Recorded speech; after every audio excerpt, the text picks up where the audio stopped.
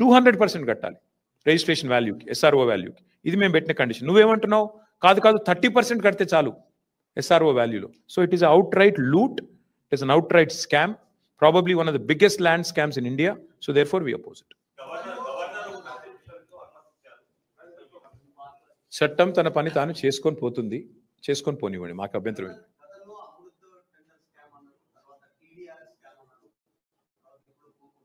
ఇదేది ఇది ఎట్లా ఉందంటే, ఇవాళ జాయింట్ వెంచర్ గవర్నమెంట్ నడుస్తుంది తెలంగాణలో. కాంగ్రెస్ బీజేపీ కలిసి ప్రభుత్వాన్ని నడుపుతున్నాయి. మేము అమృత్ స్కామ్లో ముఖ్యమంత్రి గారి బావమరిదికి కేంద్ర ప్రభుత్వం వర్క్ ఇచ్చింది. ఆయనకు అర్హత లేకపోయినా, ఫైనాన్షియల్ కేపబిలిటీ లేకపోయినా, ఇవాళ 2 crore టర్నోవర్ ఉన్న కంపెనీకి 1137 crore టెండర్ ఇచ్చారు. మరి కేంద్ర ప్రభుత్వం, రాష్ట్ర ప్రభుత్వం, కాంగ్రెస్ బీజేపీ ఎంత లోతుగా సంబంధం ఉందో దాన్ని బట్టే చెప్పొచ్చు. వెంటనే ఒక బీజేపీ ఎంపీకి ఇక్కడ ముఖ్యమంత్రి గారు 1350 కోట్ల వరకు ఇక్కడ స్టేట్ గవర్నమెంట్ ఇచ్చింది. అంటే ఎంత లోతైన జాయింట్ వెంచర్ దాన్ని బట్టి చెప్పొచ్చు. సో అమృత్ అట్లా. టీడీఆర్ మీరు చూస్తున్నారు, టీడీఆర్ కూడా మొత్తం ఇవాళ ఎక్కడ పోతారు, వాళ్ళు ఎక్కడ పోతారు, మేము ఎక్కడ పోతాం. మళ్ళీ గవర్నమెంట్లోకి వస్తాం, అన్ని తెరుస్తాం, అన్ని బుక్కులు తెరవాల్సి వస్తుంది. ఎవరెవరి చేతిలో ఉన్నాయంటే, ఇందాక నేను చెప్పిన బ్రోకర్ల పేర్లు చెప్పాను కదా 10 మంది, ఆ దండుపాలెం బ్యాచ్ చేతిలోనే టీడీఆర్లు అన్ని కొనుక్కున్నారు. ఇవాళ వాళ్ళే చేస్తున్నారు ఇదంతా.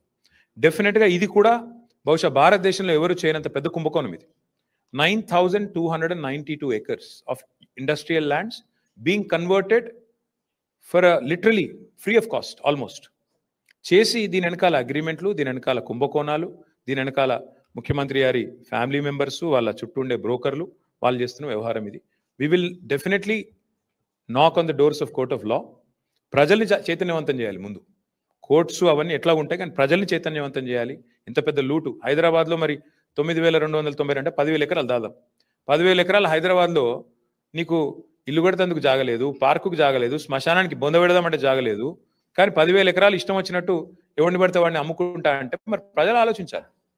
సరే మేము పార్టీలుగా మేము చెప్తాం, ప్రజలు కూడా ఆలోచించుకోవాలి కదా, ఇది కరెక్టా? మరి కరెక్ట్ కాదనుకుంటే మీరు కూడా చెప్పాలా. డెఫినెట్గా ప్రభుత్వాన్ని, ప్రభుత్వంలో ఉండే పెద్దల్ని, ఎమ్మెల్యేలని నిలదీయాలా, అడగాల. సో ఆలోచిస్తాం మేము కూడా పార్టీగా కూర్చుని ఎట్లా పోవాలి, ముందు కార్యాచరణ ఎట్లా రూపొందించాలి ఆలోచించుకోవాలి. సారీ సి బ్రదర్, నేనేమంటానంటే, నేను ఇప్పటికీ 100 సార్లు చెప్పాను ఇష్యూ, మళ్ళీ నేను చెప్పను. ఇక చెప్తే కూడా బాగుండదు. మళ్ళీ మీరు నాకు తెలిసి మీరు ఏం చేస్తారో, చాలామంది ఇక్కడ ఉండే మీడియా సంస్థలు ఎట్లయిపోయినాయి అంటే, ముఖ్యమంత్రి గారిని పాపం మీ అందరు అన్నట్లు కొందరు రక్షణ కవచంలా కాపాడుతున్నారు, కొందరు వాళ్ళకు అనవసరంగా. ఇప్పుడు నేను దీని మీద ఎక్కువ మాట్లాడితే అది రాస్తారో దీన్ని రాయారు నాకు తెలుసు. అందుకే నేనేమంటానంటే, చట్టం తన పని తాను చేసుకపోతుంది. నేను ఇదివరకే చెప్పాను ఏ తప్పు చేయలేదని. ఏ తప్పు చేయలేదు. నేను లై డిటెక్టర్ టెస్ట్కే రెడీ అని ఏం చెప్తా, అంతకంటే ఊకే ఎన్నిసార్లు చెప్పిస్తారు నా తన మాట. ఇప్పుడు నేను అడిగేది 9,292 కోట్ల విలువైన ప్రభుత్వ భూమి హైదరాబాద్లో, which is worth about 4.5 to 5 lakh crore. దీని ముఖ్యమంత్రి గారు, ప్రభుత్వం ఏ బేసిస్లో అడ్డికి పావు షేర్ అమ్ముతున్నది, ప్రజలకు ఇవ్వకుండా ప్రజల సొమ్మును ప్రైవేట్ వాళ్ళకు కట్టుబెట్టే ప్రయత్నం ఎందుకు చేస్తున్నది? దానికి ప్రధానంగా ప్రభుత్వం సమాధానం చెప్పాలి. ఒకరు అడగండి ఏమంటావు బ్రదర్, మళ్ళీ చెప్తున్నా, ఎవరు అనుమతి ఇచ్చినా ఎవరేం చేసినా చట్టం తన పని తాను చేసుకపోతే మా పని మేము చేసుకుపోతాం. ఏముంది అట్లా? ఎట్లా పోయినాం కదా తమ్ముడు. ఒక మాట, మా సుదర్శన్ రెడ్డి ఇక్కడనే ఉన్నాడు, సివిల్ సప్లైస్ కార్పొరేషన్ చైర్మన్గా పనిచేసిండు. మా సివిల్ సప్లైస్ మినిస్టర్గా పనిచేసిన గంగుల కమలాకర్ గారు ఉన్నారు, మా రాజ్యసభ సభ్యులు రవిచంద్ర గారు ఉన్నారు. ముగ్గురు పోయినారు. ఏది కూడా మేము స్టార్ట్ చేసి వదిలిపెట్టేటోళ్ళం కాదు. మేము పోయినాం, ఈడీ దాకా పోయి ఇచ్చొచ్చినాం. కానీ ఏముంది, అలా ఆడ ఈడ కలిసిపోయి ఉన్నారు. మంచిగా జాయింట్ వెంచర్ గవర్నమెంట్ నడుస్తుంది. అరే పొంగులేటి శ్రీనివాసరెడ్డి గారి ఇంటి మీద రైడ్ అయితే ఈడీ 2 రోజులు రైడ్ అవుతుందా? ఈ రోజు వరకు మీరు అడగారు, ఆయన చెప్పాడు, ఈడీ కూడా చెప్పాడు. ఈ దేశం అట్లా నడుస్తుంది. ఏం చేస్తాం? మంచి జాయింట్ వెంచర్, బ్రహ్మాండమైన అక్రమ సంబంధం. బహుశా భారతదేశంలో ఎక్కడ ఉండేది ఇంత దరిద్రమైన రిలేషన్షిప్.